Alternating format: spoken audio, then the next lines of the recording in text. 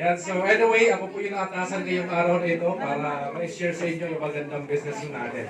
Pero before I proceed, maganda ho ba yung products natin? Yes! Sino dito nakatry ng products? Nasaan kamay? Ayan. So halos lahat. Ba't yung iba hindi nagtataas ng kamay? First time.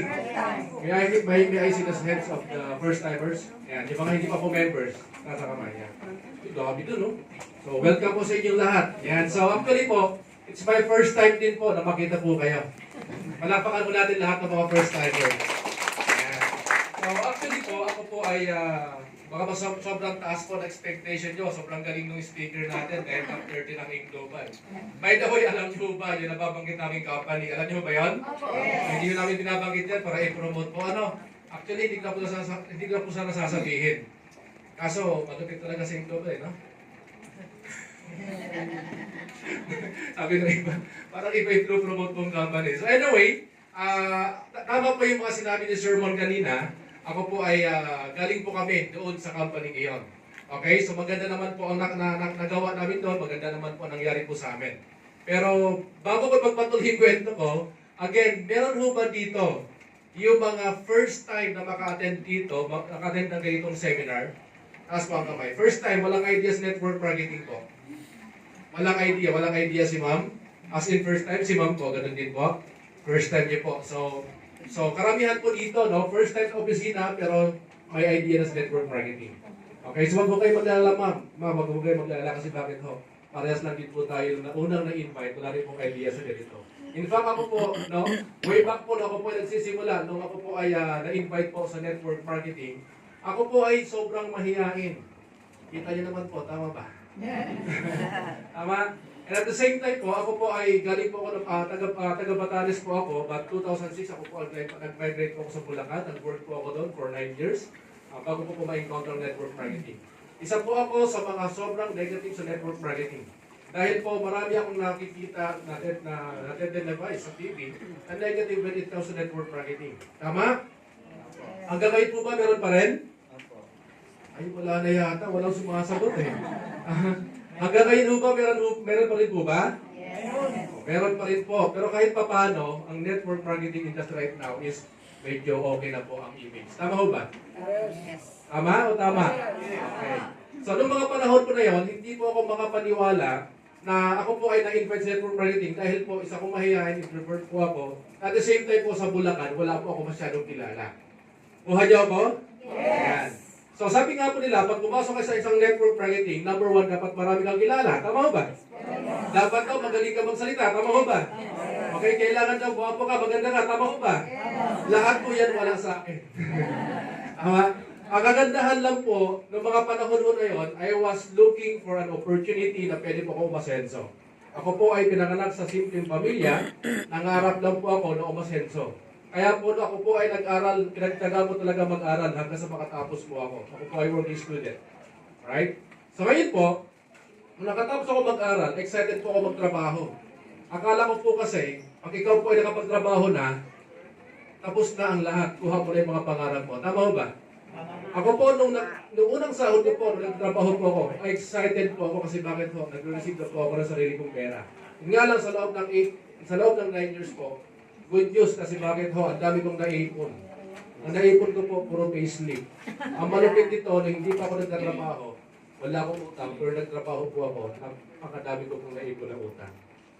Guys, hindi ko po sinasabi na lahat ng empleyado ganyan po ang sitwasyon.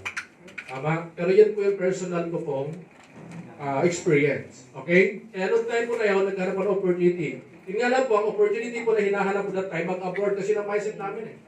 Pag nag-abroad ka, kikita ka ng dollar, kikita ka ng mas malaki, at the same time, in the long run, pwede ka makaipon, pwede ka umasenso. Tama ho ba? Pero ang binigay sa akin, network marketing. Ganun pa man, yung sponsor ko, sobrang kulit. Meron ba dito, yung mga nag-invite sa inyo, sobrang kulit? Yes. Inulit mo ba kayo? Parang hindi naman, parang nagkusang sumama ang mga to. Di ba? Ang mga talagang ano to, no? Naghahanap talaga rin ng oportunidad. Alright, so ngayon po, nung sobrang kulit po niya, wala po akong nagawa. So sumama po ako sa kanya, batid po ako sa ganitong seminar. Noong una po talaga, sobrang negative po yung pinapakita ko dun sa speaker. Hindi ako umiinik, nakasibakot po ako. And at the same time po, yung itsura po ng pagkaupo ko, pinapakita kong hindi talaga ako interested. Paano yung itsura ng hindi interested?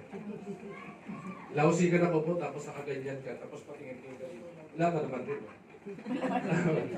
Tama? Parang ganyan lang po, ma'am. Ganyan po. Interested po ba kayo, ma'am? Okay. So, yun po yung ano ko po ng tema yun. Yun nga lang po, nagbago po yung mindset ko sa network marketing nung pinakita sa akin yung concept. Kasi bakit po? Sabi ko sa akin, kung may mga pangarap daw ho tayo, kailangan daw po yung ginagawa natin, may sistema kung saan pwede kang ma-leverage. Nung mga panahon na yun, first time narinig yung leverage eh. Ano ba yung leverage? Tama ba? Narinig niyo na ho ba yan? Alam niyo po, tagal ko nag-aral pero never ko narinig sa eskwelahan. Sa network marketing ko po narinig ko yun.